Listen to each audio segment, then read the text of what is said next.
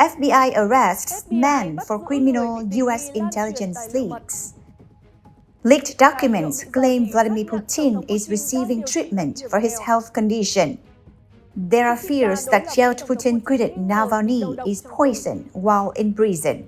Germany's foreign minister said EU cannot be indifferent to China-Taiwan tensions.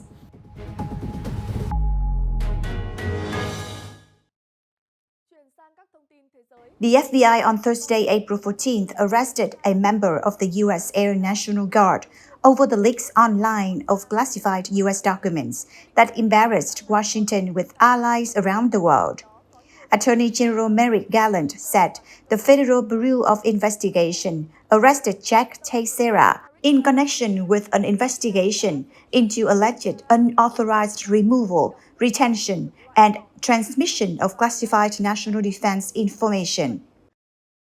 Video played on news channels showed heavily armed officers accompanying a young man wearing a gray t-shirt and red shorts into a waiting car.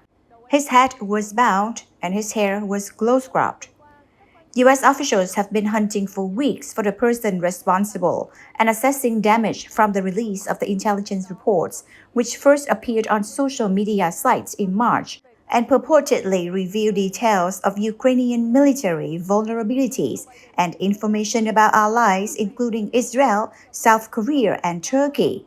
The New York Times earlier reported that Teixeira, 21, was a National Guardsman who led Thug Shakers Central, an online group where about 20 to 30 people shared their love of guns, racist memes, and video games. Nhóm này thường chia sẻ mối quan tâm về súng, những hình ảnh mang tính phân biệt chủng tộc và trò chơi điện tử. Những thông tin trong các tài liệu mật Highly classified documents that have been leaked about Vladimir Putin's war in Ukraine claim the Kremlin wanted to sabotage the Russian president while he's undergoing chemotherapy. Analysts who spoke to the Times believe at least 100 documents were leaked, while the originals are now starting to disappear or are becoming harder to find. Multiple screenshots are still being shared on social media. Included in the documents was a top-secret memo that claimed a Russian National Security Council Secretary, Nikolai Patrushev, and Russian Chief of General Staff, Valery Gerasimov, wanted to sabotage Russian President Vladimir Putin's war while he is receiving chemotherapy for cancer. While the Kremlin once claimed Putin is healthy, there have been rumors circulating about his health since Russia's invasion of Ukraine. Reports claim that he is either suffering from cancer or Parkinson's disease. cuộc chiến. Trong khi Điện Kremlin luôn tuyên bố ông Putin khỏe mạnh, vẫn có nhiều tin đồn về sức khỏe của Tổng thống Nga kể từ khi xung đột Ukraine nổ ra. Các báo cáo cho rằng ông Putin bị ung thư hoặc bệnh Parkinson. Alexei Navalny, Russia's most prominent opposition politician, is grappling with a mystery ailment in jail that could be some sort of slow-acting poison and has lost about 17 pounds in weight in just over 2 weeks, his spokeswoman said. Navalny's spokeswoman Kira Yamish told Reuters, quote, "Communication with Alexei is very difficult right now. His lawyer told us that there was an ambulance called for Alexei on Friday because of severe stomach pain he has, which is a huge surprise for us because Alexei has never experienced anything like this before. We can't rule out the idea that he is being poisoned even now, but not in the huge dosage before, but in small ones, so that he not to die immediately, but to suffer and to ruin his health steadily. We don't have any proof of this, but I am actually terrified. If it is poisoning, it may not be his first. 3 years ago, Navalny survived an apparent poisoning attempt with what Western laboratory tests said was a nerve agent. Navalny accused the Russian state of trying to kill him, which it denied. Họ ngược đãi Navalny và không trả lời yêu cầu bình luận về tình trạng sức khỏe của ông ta lần này. Các quan chức cấp cao của Mỹ Senior officials from the United States, Europe, and Britain met on Thursday with financial institutions to brief them on efforts by Russia to evade Western sanctions imposed over its invasion of Ukraine, a senior U.S. Treasury official told reporters. The meeting took place on the sidelines of the World Bank and International Monetary Fund spring meetings, where top U.S. intelligence officials shared information on how Russia is using its GRU military intelligence agency and Federal Security Service FSB to try to evade sanctions and export controls.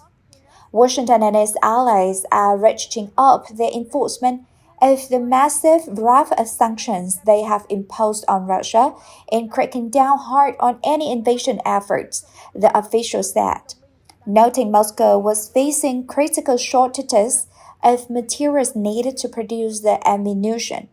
Washington on Wednesday imposed sanctions on over 120 targets, including entities linked to Russian state-held energy company Rosatom and firms based in partner nations like Turkey in a signed-up stepped-up enforcement. một công ty quân sự tư nhân của Nga, một công ty có trụ sở tại Trung Quốc, một ngân hàng thuộc sở hữu của Nga ở Hungary, công ty năng lượng nhà nước Nga Rosatom và các công ty có trụ sở tại các quốc gia đối tác như Thổ Nhĩ Kỳ.